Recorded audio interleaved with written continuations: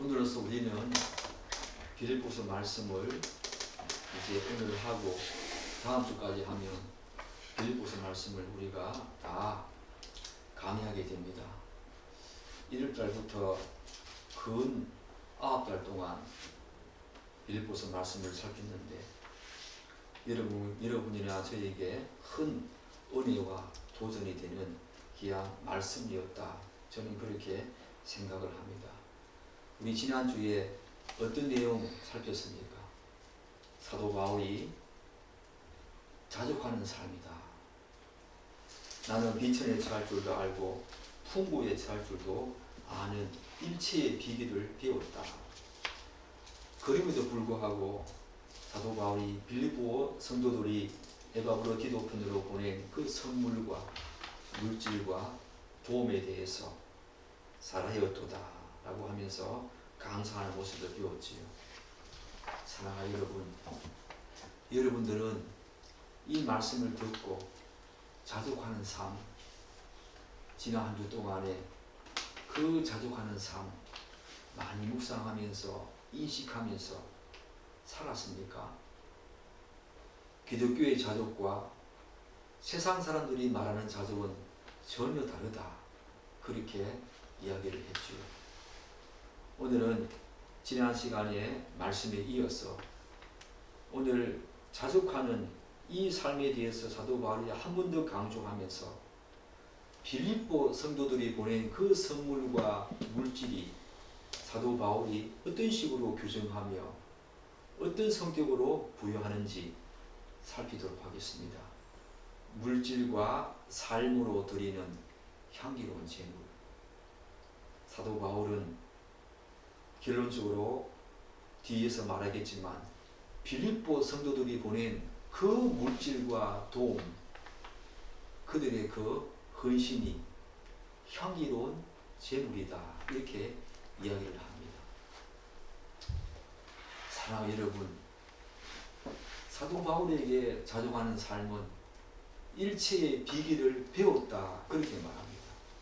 자동적으로, 기계적으로 예수 믿으면은 자동적으로, 기계적으로 있어지는 것이 아니라 일체의 비결, 비밀을 배워서 그렇게 되었다. 그렇게 말합니다. 그런데 실은 우리가 11절에서 봤듯이 나는 자족하기를 배웠으니 이 말과 12절에서 나는 일체의 비결을 배웠다. 이때 11절과 12절 모두 배웠다. 우리말은 똑같이 번역되어 있지요. 그런데 11절에 배웠다와 12절에 배웠다는 조금 다른 내용입니다. 11절은 그야말로 배운 것이다. 그런데 12절에 이 배웠다 이 말은 자신이 하나님 안에서 일체의 비결을, 자족하는 비결을 배워가면서 또한 가르쳤다. 그런 의미가 있습니다. 자신이 배우면서 자신이 자족하는 삶 그 자체가 다른 사람들에게 그대로 흘러가면서 다른 사람들에게 가르쳤다. 그렇게 이야기할 수 있겠지요. 우리가 우리의 삶을 통해서 하나님을 닮아가는 그 과정은 우리 자신에게만 유익이 있는 것이 아닙니다. 우리가 그런 삶을 살아감으로 말미암아 다른 사람들에게 자연스럽게 그런 삶이 흘러가게 되고 내가 가르치면서 다른 사람들이 배우게 되지요. 내가 그런 삶을 배우는 그 자체가 가르침이었다. 그렇게 지금 말하는 겁니다. 우리도 그렇지 않습니까? 사실은 우리는 우리의 삶을 살아가지만 개인적으로 우리의 삶을 살아가지만 우리의 삶 그 자체가 다른 사람들에게 자연스럽게 보고 배우게 하는 가르침이 되는 거지요. 우리도 그런 삶 살아야지요. 이처럼 바울은 어떠한 환경과 상황과 조건 속에서도 자족하는 법을 배웠다고 하면서 오늘 그 배움의 과정에서 절대적이고 중요한 그런 비밀을 하나 말하지요. 우리 13절 한번 보겠습니다. 제가 읽겠습니다. 그 비결이 뭔가? 내게 능력 주시는 자 안에서 내가 모든 것을 할 수 있었기 때문이다. 내가 자족할 수 있었던 것은 비천과 풍부에 처하는 그 어떤 상황 속에서도 자족할 수 있었던 것은 내게 능력 주신 자 안에서 내가 모든 것을 할 수 있었기 때문이다 라고 지금 비밀을 말하고 있습니다. 이 비밀을 우리도 알아야 되지요. 그런데 많은 사람들은 이 본문의 내용을, 즉 내가 모든 것을 할 수 있다라고 하는 이 의미를 앞뒤 문맥을 살피지 않는 채 잘못 오해하거나 적용하는 경우가 많이 있지요. 저도 그랬습니다. 어떻게 오해합니까? 사람들은 이 말을 자기가 무슨 일이든지 할 수 있다, 내가 할 수 없는 한계는 전혀 없다 라고 이해합니다. 그렇지 않지요. 이 말을 문맥을 살펴보면 본문에서 내가 모든 것을 주 안에서 모든 것을 할 수 있다, 이 말은 한 개인이 일상생활에서 직면하게 되는 좋은 환경, 나쁜 환경을 가르치지요. 내가 모든 것을 할 수 있다. 그 모든 것 속에는 무엇이 있냐면은 내가 할 수 없는 것이 한계가 전혀 없다. 나는 하나님처럼 내가 기도하면 모든 것을 할 수 있다. 모든 병도 고칠 수 있고 내 능력에 한계가 없을 정도로, 내가 할 수 없는 것이 없을 정도로 모든 걸 할 수 있다. 그런 의미가 아니지요. 여기서 모든 것이란 제한적입니다. 환경, 좋은 환경이든 나쁜 환경이든 말하지요. 사도 바울이 뭐라 했습니까? 풍고에 처하는 환경, 비천에 처하는 환경, 그 환경을 말하지요.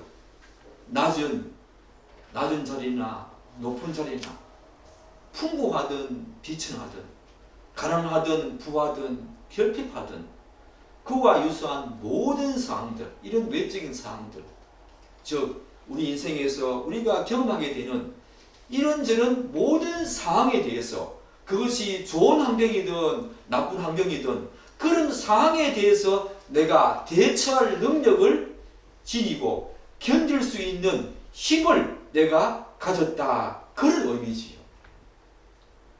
그 환경을 주 안에서 지배할 수 있고 이겨낼 만큼 충분한 강함이 있다. 그래서 사도 바울은 약할 때 강하다, 그 비천할 때에, 궁핍할 때에 내가 강하다, 그렇게 말하고 있지 않습니까? 사랑하는 여러분, 모든 걸 할 수 있다. 우리가 하나님처럼 전지전능해서 내가 기도하면 모든 걸 할 수 있다, 내 한계의 범위를 벗어나는 것은 없다, 그런 것이 아닙니다. 여러분, 환경적인 측면과 관련해서 나에게 주어지는 좋은 환경이든 나쁜 환경이든 그 환경을 이길 수 있고 내가 지배할 수 있고 그 환경을 견디며 극복할 수 있는 대처할 능력이 내게 있다, 그런 말이지요. 이 말을 오늘날 많은 사람들이 오해하는데 그렇게 하면 안 됩니다. 여의도에 그 큰 교회에 있지요. 그 교회 목사님이 이 말을 가지고 얼마나 많이 이런 내용으로 잘못된 적용을 하고 오해했습니까? 아닙니다, 여러분. 그런 뜻이 아닙니다. 내가 주 안에서 모든 것을 할 수 있다. 여러분에게 앞으로 주어질 좋은 환경도 있을 것이고 나쁜 환경도 있을 것입니다. 그 환경을 주 안에서 어떻게 대처하고 어떻게 극복하고 견디며 이길 수 있는가, 그 힘을 내가 가지고 있다, 주 안에서 가지게 되었다, 그런 뜻입니다. 이런 힘, 대처하는 능력 여러분에게도 있기를 축복합니다. 주 안에서입니다. 예수 안에서. 이처럼 바울은 자족과 관련한 일체의 비밀을 말한 후에 계속 자신을 향한 빌립보 성도들에 대한 관심과 배려에 대해서 이어가지요. 14절 한번 보십시오. 14절, 그러나 너희가 내 괴로움에 함께 참여하였으니 잘하였도다 라고 말합니다. 사랑하는 여러분, 내 괴로움, 바울은 이 모양 저 모양으로 다른 교회를 개척할 때마다 수많은 괴로움을 얼마나 많은 괴로움을 사도행전과 그의 서신에서 쓰고 있습니까? 사도행전에도 나와 있고 고린도후서에도 나와 있고 얼마나 많은 어려움과 괴로움을 겪었습니까? 너희가 빌립보 성도들이 그런 내 괴로움에 함께 참여했으니 잘했다. 함께 참여하다는 말은 단순한 참여자가 아니라 복음을 함께 전거하는 동역자로서 그렇게 했다. 그런 뜻이지요. 사랑하는 여러분, 우리는 이미 바울이 그 10절에서 내가 주 안에서 크게 기뻐한다. 왜 주 안에서 크게 기뻐하는지 궁극적인 이유가 무엇인지 지난주에 살피지 않았습니까? 단순히 빌립보 성도들이 에바브로 디도편으로 자신에게 보낸 그 물질과 도움, 선물, 그리고 갇힌 자신을 에바브로 디도로 하여금 돕도록 한 그 때문이 아니었다. 그렇게 이야기했지요. 오히려 빌립보 성도들이 바울이 빌립보 교회를 떠난 후에 지금까지 바울로부터 멀리 떨어져 있었음에도 불구하고 그를 잊지 않고 기억하고 있었다는 사실. 지금처럼 그 당시는 교통과 통신수단이 발달되지 않았지요. 바울이 어느 곳에 가 있는지 알 길이 없습니다. 때로는 인편으로 가서 바울의 소식을 전해 듣기도 하고 했지만 지금 현재 상황 속에서는 바울이 어디에 있는지, 어떤 괴로움에 처했는지, 어떤 환경에 처했는지 알 수가 없지요. 그런 가운데에서 누구로부터 바울이 지금 로마 감옥에 갇혀있다 하더라 라고 하는 빌립보라고 하는 소식을 전부를 빌립보 성도들이 지금 들은 것입니다. 멀리 떨어져 있음에도 불구하고 그를 잊지 않고 여전히 기억하고 있다는 그 사실 때문에 사도 바울은 궁극적으로 내가 기뻐한다. 그렇게 말하고 있지요. 그리고 두 번째로 예수 안에서 연합된 예수님이 맺어준 그 끈끈한 사랑의 관계성 속에 그들이 충실했기 때문에 사도 바울이 궁극적으로 기뻐하고 있습니다. 물질 그 자체, 돈 그 자체가 아닙니다. 그리고 세 번째는 뭡니까?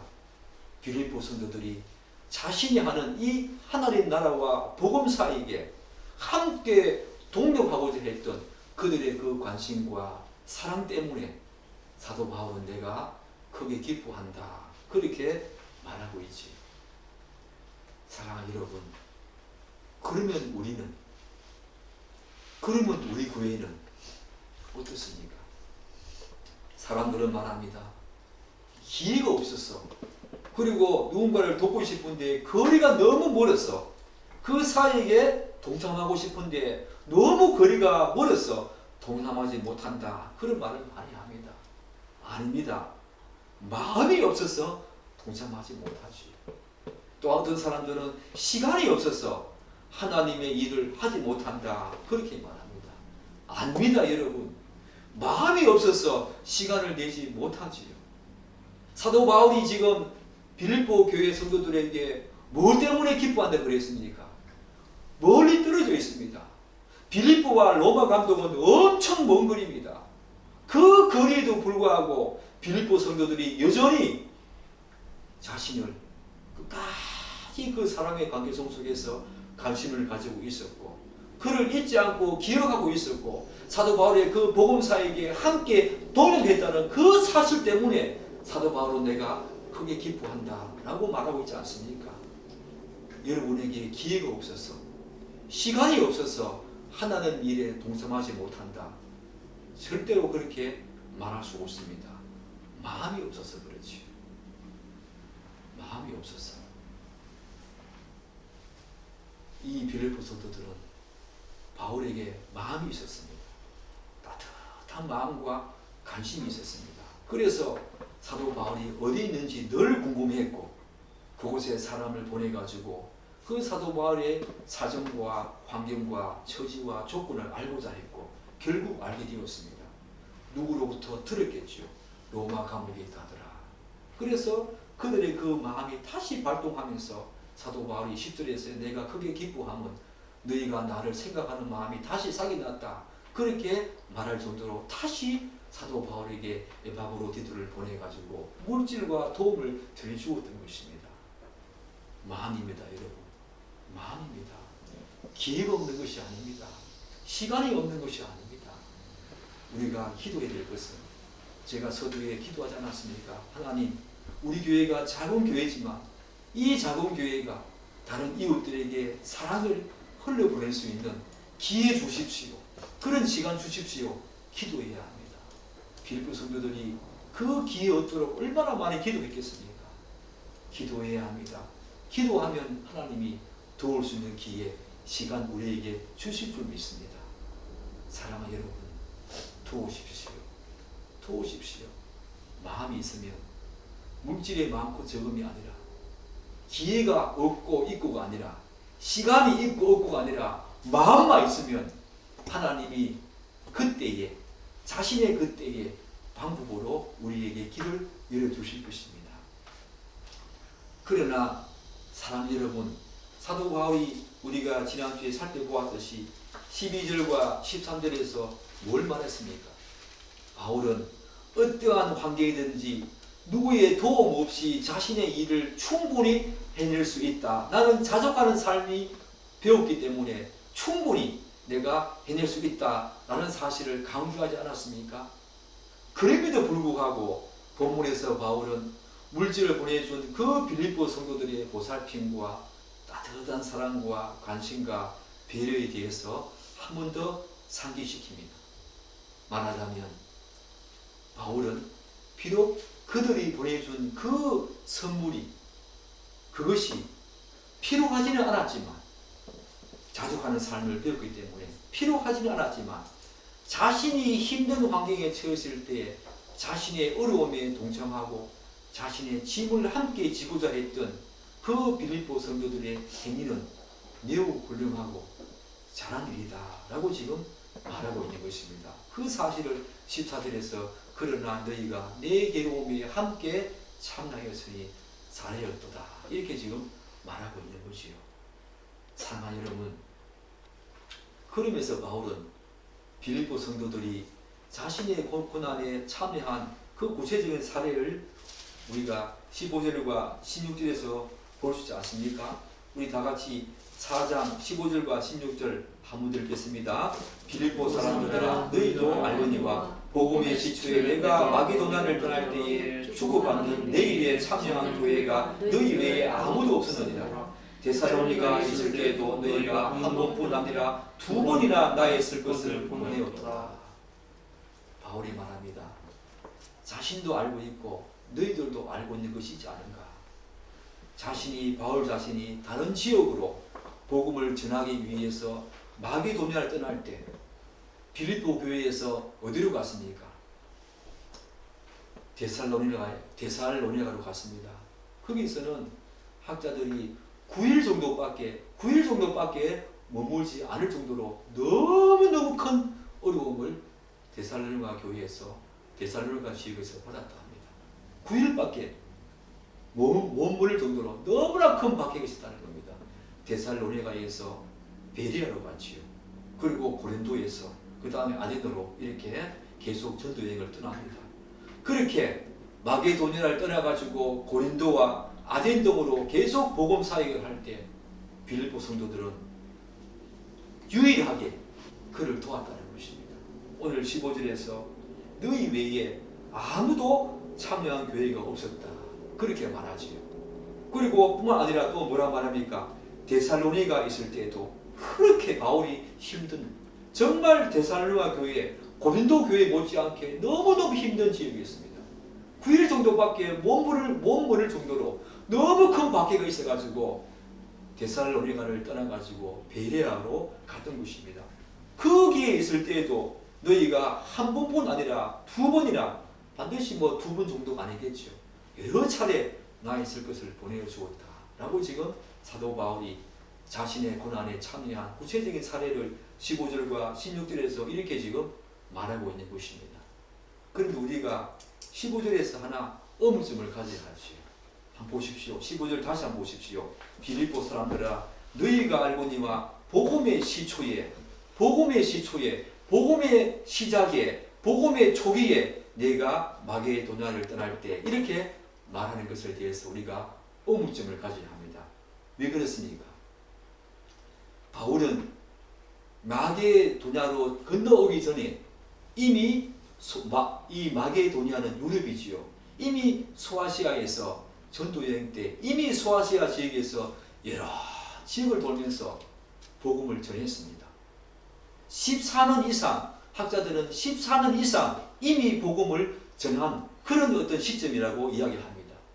그러면 왜 그런 복음의 시초, 복음의 초기라고 말할까? 이미 14년 동안 소아시아 지역에서 그 터키 지역, 그 지역 갈라디아 그 어떤 지역에서 소아시아 터키 지역에서 14년간이나 사역을 했음에도 불구하고 사도 바울이 내가 마게도냐를 떠날 때에 복음의 초기에 시초에 내가 마게도냐 떠날 때 왜 초기라 말합니까?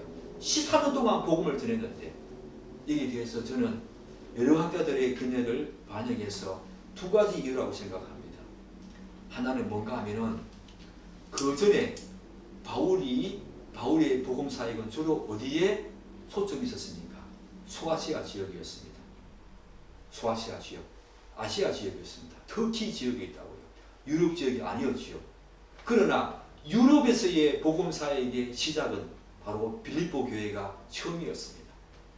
그래서 사도 바울은 이 사실에 근거해서 빌립보 교회의 성도들에게도 자신에게도 유럽 그 첫 가문인 유럽 거기에 빌립보 교회가 처음으로 자신이 복음을 전한 시작이기 때문에 사도 바울은 빌립보 성도들에게 내가 복음의 마게도냐를 떠날 때에 복음의 초기에 복음의 시작에 마게도냐를 떠날 때에 그렇게 지금 말하는 것입니다. 다른 한 가지는 뭘까요? 다른 한 가지는 이런 것이지요. 바울의 소아시아 복음 사역은 누구와 함께 주로 갔습니까? 바나바라고 하는 위대한 그 사도가 아니지만 위대한 선생 교사와 함께 갔습니다. 우리가 사도행전 13장에 보면 안디옥 교회에서 바울과 바나바를 택해 가지고 안디옥 교회에서 파송을 하죠. 맨 처음 바울과 바나바가 선교 여행을 떠나 보낸 교회가 안디옥 교회였습니다. 그 사도행전 13장에 보면 안디옥 교회에서 선지자들과 여러 교사들이 있었는데 딱 두 사람 바나바와 사울을 따로 세워서 그들을 파송합니다. 그런데 그 앞에 있는 이름들이 쭉 나오는데 바나바가 제일 먼저 나와요. 그리고 쭉 뒤에 보면 여섯 번째에 바울의 이름을 언급합니다. 선지자들과 교사들이 6명이 있는데 쭉 바나바를 먼저 언급하고 사울을 제일 나중에 언급합니다. 왜 그러냐? 그 당시에 중요한 인물부터 먼저 언급한다는 거예요. 바나바를 가장 먼저 언급한 것은 안디옥 교회에서 바나바의 영향력이 가장 컸다는 것입니다. 바울이 제일 나중에 언급되는 것은 바울은 이 당시에 개종한 지가 얼마 안 됐지요. 그래서 여전히 그의 입지가 좁았습니다. 많은 사람들이 의심했습니다. 사도 바울은 예전에 사울로서 예수 믿는 사람을 잡아 죽이는 그런 일을 하지 않았습니까? 안디옥 교회들 그걸 다 알았습니다. 그렇기 때문에 사울은 아직까지 그 교회에서 자신의 입지와 영향력이 그렇게 크지 않았습니다. 그래서 제일 나중에 자신의 이름이 언급되지요. 바나바가 가장 먼저 언급됩니다. 이러한 차원에서 이 소아시아 지역의 대부분의 사역은 바나바에 밀려서 사도 바울은 따라가서 동역하는 그런 수준이었습니다. 그럼에도 불구하고 이제 빌립보 교회는 바나바를 이제 뒤로 하고 혼자 마게도냐로 건너와서 사역을 시작한 곳이 바로 빌립보 마게도냐 지역이 있습니다. 그래서 사도 바울이 복음의 시작, 복음의 초기 이렇게 말하지요. 사랑하는 여러분, 여러분도 그렇지 않습니까?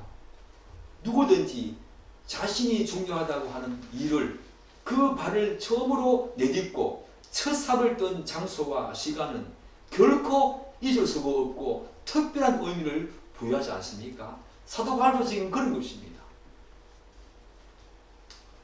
여러분에게 첫 발을 디딛고 참으로 하나님과의 관계성 속에서 중요한 의미를 부여할 수 있는 시간 많이 가졌습니까? 누구에게 전도해 보았습니까? 누구에게 예수 믿고 난 다음에 정말 그 사랑의 관계성 속에서 예수님께서 나를 사랑하면 내 계명을 지키리라 하신 것처럼 그분이 그 사랑에 감동되어서 여러분의 그 사랑을 다른 사람들에게 한번 흘려보낸 전적이 있습니까? 물질로, 헌신으로, 봉사로. 특별한 의미가 여러분에게 있어야 합니다. 사도 바울처럼. 그래서 이제 빌립보 교회를 전초기준으로 해서 바울은 마게도니아를 떠나가지고 그 밑에 있는 고린도 교회, 아덴, 나중에 로마까지 유럽 전역을 다니면서 복음을 전하는 사역을 했지요. 그 시초가 바로 빌립보 교회이기 때문에 오늘 내가 복음의 시기에, 복음의 초기에, 복음의 어떤 시작에 마게도니아를 떠날 때에 너희들이 나를 도왔다. 그렇게 지금 말하고 있는 것입니다. 이처럼 바울은 지난날 빌립보 성도들이 자신의 괴로움에 참여한 일들을 구체적으로 이렇게 언급하면서 뭐라고 말합니까? 사하였도다 라고 말하죠. 그럼에도 불구하고 빌립보 성도들이 오해할까봐 또 다음과 같은 말을 또 그는 잊지 않습니다. 자, 우리 다 같이 17절 한 번 더 읽겠습니다. 17절 읽겠습니다. 내가 선물을 구함이 아니요 오직 너희에게 유익하도록 풍성한 열매를 구함이라.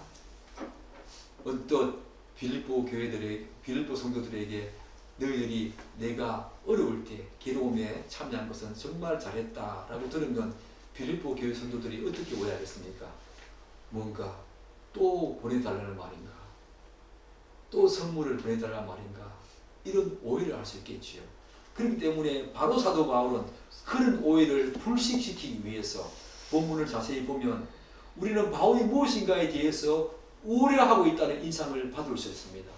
그게 뭔가 하면은 빌립보 성도들에게 방금 내가 말한 것처럼 잘했다라고 한 바울이 뒤이어서 이런 말을 하지요. 내가 선물을 구함이 아니다. 너희들이 그거 잘한 일 맞는데 내가 선물을 구함이 아니다라고 빨리 방향신앙을 딱 해버립니다. 왜냐하면 빌립보 교회 성도들이 오해할 수 있지요. 잘했다라고 하면 또다시 보내라고 하는구나 라고 하는 그런 오해를 할까봐 사도 바울은 그런 것을 다 인식하면서 내가 선물을 구함이 아니다 라고 말하면서 뒤에 굉장히 중요한 말을 하지요.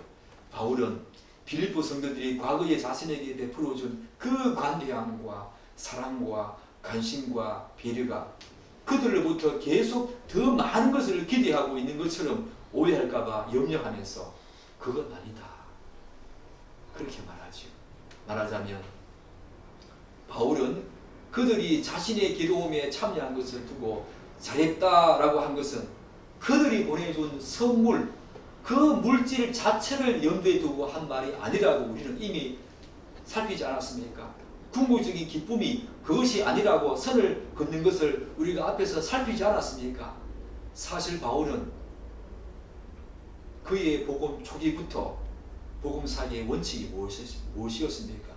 자비라는 성격이었습니다. 자신이 스스로 돈을 벌어서 복음 사역을 하는 것을 그의 복음 전거 사역의 원칙으로 삼았습니다. 가는 곳마다 이 사람은 텐트를 만드는 기술이 있었습니다. 그래서 텐트를 만들어 가지고 팔아서 그 돈으로 물질로 스스로 자비함으로 섬겨간 사람이 바울 아닙니까? 그럼에도 불구하고 오늘 보면은 빌립보 교회 성도들에게는 물질적인 도움을 받습니다. 왜 그렇습니까? 저는 몇 가지 이유가 있다 생각합니다. 뭐냐면 오늘 본문에 나와 있지만 1차적으로는 그런 것이겠지요. 그 물질 자체가 도움이 되었다거나 그 물질 자체 때문에 그런 것이 아니라 제가 누누이 말한 것처럼 1차적으로는 그들의 따뜻한 관심과 사랑과 마음이었습니다. 그 마음을 사도 바울은 저부를 속삭여가지고 물질을 받은 거지. 그러나 더 중요한 것은 오늘 본문 17절이 말해줍니다. 본문 17절에서 중요한 단어가 두 개 나오지요. 열매 그리고 풍성한 이런 말이 나오지요. 열매가 뭡니까? 여기서 열매는 fruit이라고 이해를 할 수 있지만 땅의 산물, 결실이지요. 그런데 사도 바울이 이 열매를 이 본문에서 사용할 때는 상업적인 용어로 사용합니다. 어떻게? 이자와 이득으로 사용합니다. 이때 이 열매는 이자와 이득입니다. 그리고 풍성한 이 말은 재정적인 성장을 가리키는 일반적인 금융 용어죠. 풍성하게 증거한다. 즉 바울은 지금 뭐라고 말하고 있는 것입니까? 내가 아까 말한 것처럼 너희가 내게 선물을 줬기 때문에 내가 또 선물을 구함이 아니라 오직 너희에게 유익하도록 풍성한 열매를 구함이다. 바로 사도 바울이 빌립보 성도들에게 자비랑 선교가 자신의 선교 복음사역의 원칙이었지만 빌립보 성도들로부터는 그 물질을 받은 것은 그들의 따뜻한 마음과 배려와 관심이었고 오늘 17절 본문은 풍성한 열매를 너희에게 있게 합니다. 열매, 풍성한 이 말이 너무 중요한 것입니다. 바울은 자신에게 주어진 그 물질을 빌립보 성도들의 재산의 계산에 따라서 신용 대부로 그에게 준 영적인 투자로 지금 간주하고 있는 것입니다. 말하자면 그들에게 이자와 이득 등의 배당금을 가져다 줄 정도 그런 투자로 지금 이해하고 있는 것입니다. 사실 바울이 실제적으로 관심을 두고 있는 부분은 바로 이 부분입니다. 빌립보 성도들에게 그 선물을 받은 가장 주된 이유가 바로 이 부분입니다. 그리고 바울의 복음 사역은 제가 말씀드렸듯이 자비랑 선교가 원칙이었지요. 그럼에도 불구하고 그들의 물질적인 도움을 받은 이유와 목적이 바로 이 부분 때문입니다. 왜 그렇습니까? 즉 바울은 자족하는 삶을 배웠기에 물질적인 도움이 없어도 충분히 자신의 복음 사역을 선교 그 사역을 자비랑으로 충분히 수행해 나갈 수 있었습니다. 그럼에도 불구하고 바울은 그들이 보이는 그 관대한 태도와 사랑, 그 관심은 단순한 물질적인 제공이 아니라 바울에게 영적인 투자를 한 것으로 간주한 것입니다. 또한 그런 사실은 그들에게 유익과 이자 곧 영적인 열매가 점점 증가한다는 사실을 알았기 때문에 그들의 그 관대함과 자비로움을 그 물질에 담은 그들의 자비로움과 관대한 마음을 그대로 받고 수용한 것입니다. 사랑하는 여러분, 이해가 되십니까? 우리가 어떤 분들에게 선교비를 보낸다, 돕는다는 것, 하나님은 단순한 물질로 생각하지 않습니다. 우리가 그들에게 하는 것은 하나님이 보시기에는 영적인 투자를 하는 것입니다. 나중 우리에게 다 돌아온다는 것입니다. 풍성한 열매로 이득과 이자로 돌아온다는 것입니다.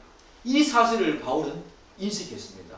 그들이 나에게 물질을 보낸 것은 그들이 부지불식 중에 그런 사실을 알고 인식하고 보냈는지는 잘 모르겠지만 바울이 생각하기에는 그들의 그 물질이 바로 그들의 영적인 유익을 위한 것, 나중에 하나님께서 다 갚아주실 것이라고 하는 영적인 이자와 이득으로 간주하면서 그들에게 되돌려주고 싶었던 것입니다. 사랑하는 여러분, 여러분들이 남에게 물질을 흘려보낼 때 하나님은 여러분에게 가만두지 않습니다. 여러분에게 더 영적인 풍성함, 이자와 이득을 반드시 주십니다. 신앙을 성장케 하고 기쁨으로 사역을 감당케 하고 또한 이 땅을 살면서 하나님의 그 사랑에 감동되어서 한 여러분의 그 사랑을 하나님이 나중에 다 계산하십니다. 이 땅에서도 그분은 여러분에게 수많은 이득과 이자로 갚아주시겠지만 저 하늘나라에서도 저 완성될 하늘나라에서도 하나님은 분명한 이자와 이득으로 여러분에게 갚아주십니다. 사도 바울은 지금 그 사실을 말하고 있는 것입니다. 내가 너희에게 선물을 더 구함이 아니라 내가 그걸 받은 것은 그 물질 자체가 중요한 것이 아니라 너희들의 그런 마음 자체가 나에게 영적인 투자를 한 것이고 반드시 그 이득과 이자를 너희들이 반드시 누리게 될 것을 내가 확신하기 때문에 내가 그 물질을 받은 것이다. 그렇게 지금 사도 바울은 말하고 있는 것입니다. 얼마나 귀한 말씀입니까? 얼마나 귀한 말씀입니까? 끝으로 사도 바울은 그러면서 빌립보 성도들이 보내준 물질적인 도움, 연장선상에서 방금 말한 풍성한 열매의 그 연장선상에서 물질적인 도움에 대한 자신의 생각을, 성격을, 그 물질적인 도움의 그 성격을 다시 한 번 더 이렇게 덧붙이고 있습니다. 우리 다 같이 18절 한번 읽겠습니다. 내게는 모든 것이 있고 또 풍부한지라. 에바브라 기도편에 너희가 준 것을 받음으로 내가 풍족하니 이는 받으실 만한 향기로운 제물이요 하나님을 기쁘시게 한 것이다. 오늘 말씀의 제목 아닙니까? 받으실 만한 향기로운 제물이다. 사랑하는 여러분, 오해하지 말아야 합니다. 여기서 내게는 모든 것이 있다, 이 말은 내가 이제 모든 것을 가졌다, 그런 말이 아닙니다. 이 말도 역시 금융적인 용어로서 너희들이 에바브로 디도편으로 보낸 그 물질을 내가 하자 없이 그대로 다 받았다, 그것을 정의 영수함이라고 하면서 도장을 탁 찍는 겁니다. 내게 모든 것이 있다, 이 말은 에바브로 디도가 나에게 무사히 와서 그가 너희들이 전해준 그 물질 하나도 남김없이 나에게 다 전달되었으니 내가 그것을 정의 수련하고 영수한다 라고 하는 겁니다. 보내준 거 하나도 빠짐없이 내게 다 와 있다. 내게 그 모든 것이 다 있다. 그걸 정의 영수함, 리시프트, 영수증을 받아가지고 있다. 그런 뜻이죠.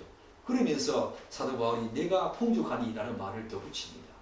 에바브로 디도편으로 보내준 그 물질로도 이제 충분하니 더 이상 자기에게 아무것도 보내지 말라는 의미가 여기에 있지요. 우리가 물질에 투명해야 합니다. 사도 바울은 이랬습니다. 에바브로 디도가 빌립보 교회 성도들의 그 선물과 물질을 받아가지고 오면서 에바브로 디도가 큰 병에 걸렸어요. 큰 병에 걸려가지고 죽을 수 있는 그런 상황에서 몇 날간 쉬다가 다시 왔는데 좀 늦게 왔어요. 그래서 빌립보 성도들이 염려한 겁니다.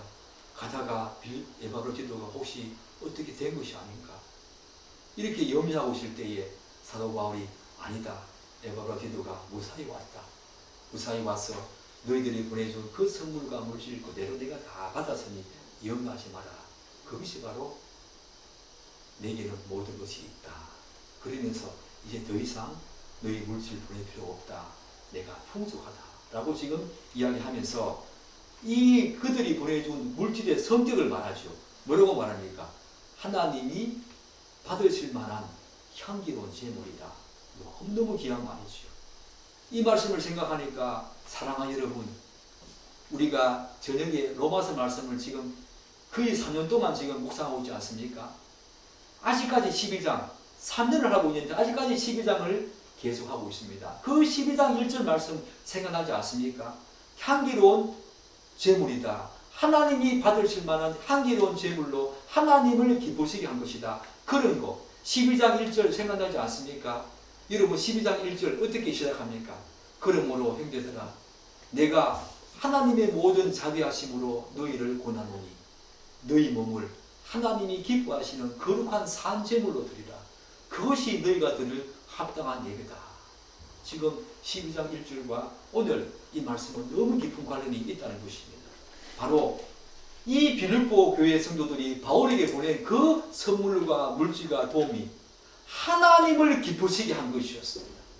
바울을 기쁘시게 한 것이 아니라 1차적으로 바울이 기뻤지만 궁극적으로 하나님을 기쁘시게 한 것이었습니다. 우리가 남에게 물질을 흘려보내면 받은 그분도 영수한 그분도 기뻐하겠지만 궁극적으로 하늘의 보물을 찾는 것입니다. 거기에는 아무 벌레도 달라들지 못합니다. 이 땅에 보물을 쌓으면 벌레가 달라들어서 다 갉아먹겠지만 하늘나라에 보물을 찾는 것은 바로 이런 모습이죠. 빌립보 성도들이 지금 하늘나라에 영원히 쇠하지 않는, 영원히 부패하지 않고 영원히 없어지지 않는 하늘나라에 하나님이 기뻐하시는 그 물질을 드린 것입니다. 바울은 비록 빌립보 성도들이 바울에 대한 동정과 관심과 사랑의 표현으로 물질적인 선물을 했겠지만 그것은 궁극적으로 사도 바울은 하나님과 관련시킵니다. 그리고 궁극적으로 그것은 하나님이 기뻐하셨다. 그렇게 지금 말하고 있는 것입니다. 사랑하는 여러분, 여러분들은 이런 생각을 하고 여러분들에게 있는 이 물질과 시간을 흘려보냅니까? 그것을 받는 사람들도 기뻐하겠지만 하나님이 기뻐하시는 거지. 이 말씀은 다음 주에 이어서 마지막으로 살피겠습니다. 사랑하는 여러분, 빌립보 교회 성도들이 보낸 그 물질은 바울에게도 너무 큰 기쁨이었지만 내가 크게 기뻐함은 큰 기쁨이었지만 사도 바울은 자신에게 영적인 투자를 한 것으로 간주하고 분명히 하나님이 너희들에게 그 영적 투자한 것에 대한 이득과 이자를 반드시 주실 것이다. 그렇게 지금 그들을 위로하고 있지요. 그러면서 사도 바울이 너희들이 보낸 그 물질은 하나님을 기쁘시게 하는 향기로운 제물이다. 이 향기로운 제물에 대해서는 다음 주에 좀 더 보겠습니다만 하나님이 기뻐하시는 향기로운 제물이다. 그렇게 말합니다. 사랑하는 여러분, 여러분들은 로마서 11장 1절에 말하는 너희 몸을 하나님이 기뻐하시는 거룩한 산제물로 드리라. 그것이 영적 예배, 즉 다른 말로 말하면 proper service, 합당한 예배다. 그렇게 말하는 거 우리가 배우지 않았습니까? 우리의 몸으로, 우리의 시간으로, 우리의 물질로 하나님께 드리는 이 삶의 예배가 우리에게 있어야 합니다. 예수 믿는 사람들은 반드시 있어야 합니다. 그것으로 끝나지 않지요. 하나님이 기뻐하십니다. 나의 작은 물질이 그 사람에게도 도움되겠지만 궁극적으로 하늘의 보물을 찾는 것이고 산상수훈에 나오는 그 말씀처럼 궁극적으로 하나님을 기쁘시게 하는 향기로운 제물이다. 이 사실 기억하시고 우리 교회가 여러분 각자가 그렇게 이 땅을 살아내기를 간절히 기도하고 또 기대하고 축복합니다. 기도하겠습니다.